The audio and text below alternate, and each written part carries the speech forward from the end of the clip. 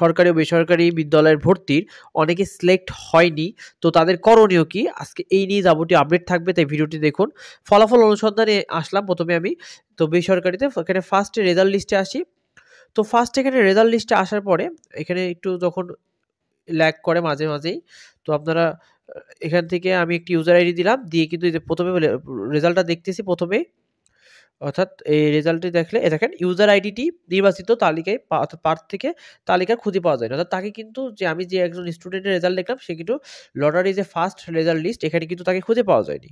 তারপরে আমরা করণীয় কি, ফার্স্ট ওয়েটিং লিস্ট দেখবো। ফার্স্ট ওয়েটিং লিস্ট মানে কি, ফার্স্ট ওয়েটিং লিস্ট মানে কিন্তু যে এই ফার্স্ট ওয়েটিং লিস্টে দেখলাম এখানেও সে কিন্তু ইউজার আইডিতে নির্বাচিত বা তালিকা তার খুঁজে পাওয়া যায়নি। এরপর আমার কাজ কি, সেকেন্ড ওয়েটিং লিস্টে যাই। সেকেন্ড ওয়েটিং লিস্টেও কিন্তু আমি যাই দেখব, দেখে এখানে যে অনুগ্রহ করে একটু সময় নেবে, এরপরে কিন্তু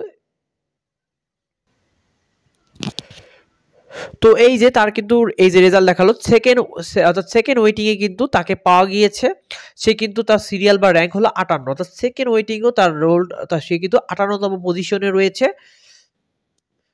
অর্থাৎ তাকে যে হলো ওয়েটিং লিস্টে পাওয়া গেল।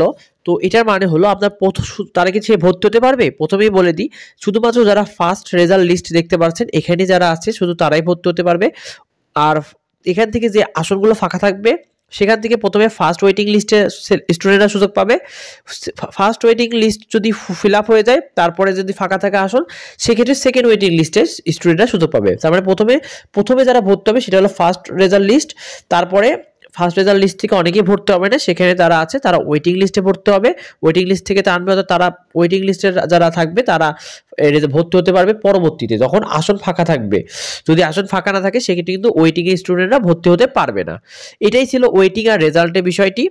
তো ভিডিওটি পর্যন্ত, পরবর্তী আপডেট পেতে অবশ্যই আমাদের চ্যানেলটিকে সাবস্ক্রাইব করে রাখুন, আর যদি কিছু জানার থাকে অবশ্যই ভিডিওতে কমেন্ট করুন। ধন্যবাদ সবাইকে।